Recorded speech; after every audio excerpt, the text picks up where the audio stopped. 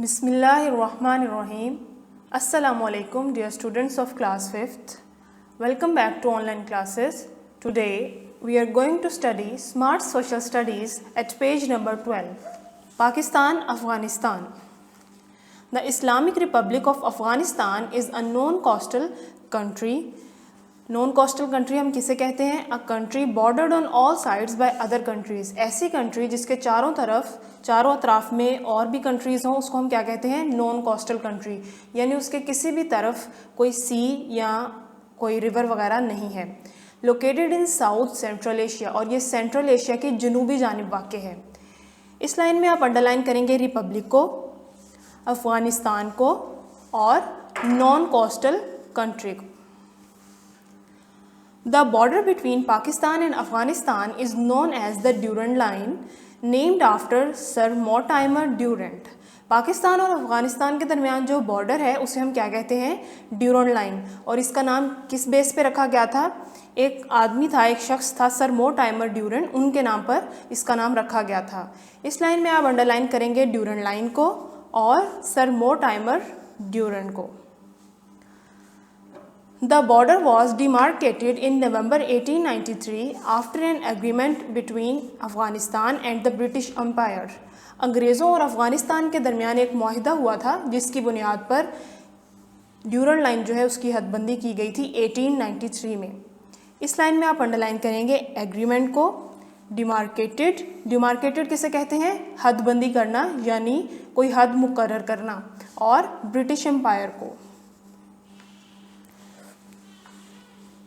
नीचे आप पिक्चर में देख रहे हैं उन्होंने अफ़गानिस्तान का मैप भी दिया हुआ है और अफ़गानिस्तान का फ्लैग भी दिया है. अब हम अफ़गानिस्तान के फ्लैग को डिस्कस करेंगे. The national flag of Afghanistan is also known as the king's flag. Afghanistan के झंडे को किंग्स फ्लैग भी कहा जाता है. इसको भी अंडरलाइन करें, ये आप MCQs में आ सकता है. It is composed of 3 equal vertical strips of black, red and green. आप पिक्चर में देख सकते हो अफ़गानिस्तान का झंडा जो है उसे 3 हिस्सों पर डिवाइड किया गया है. पहला ब्लैक है, दूसरा रेड है और जो थर्ड वन है वो है ग्रीन. अब हम पढ़ते हैं ये तीनों कलर्स किस किस चीज़ को रिप्रेजेंट करते हैं. The black colour represents the occupation of foreigners. ये जो ब्लैक पार्ट है जो अफ़गानिस्तान में दूसरे ममालिक से लोग आकर रह रहे हैं उनके पेशे को, उनके ऑक्यूपेशन को रिप्रेजेंट करता है. The red colour represents the blood of freedom fighters. और इसी तरह जो रेड कलर है ये किस चीज़ को शो करता है? आज़ादी के लिए जंग लड़ने वाले जो मुजाहिद थे उनके खून को जाहिर करता है. The green in the flag represents freedom and Islam. और जो ग्रीन कलर है ये मज़हब इस्लाम को और आज़ादी को जाहिर करता है. The capital city of Afghanistan is Kabul. Afghanistan की कैपिटल सिटी का क्या नाम है? काबुल. काबुल को आप लोग अंडरलाइन करेंगे.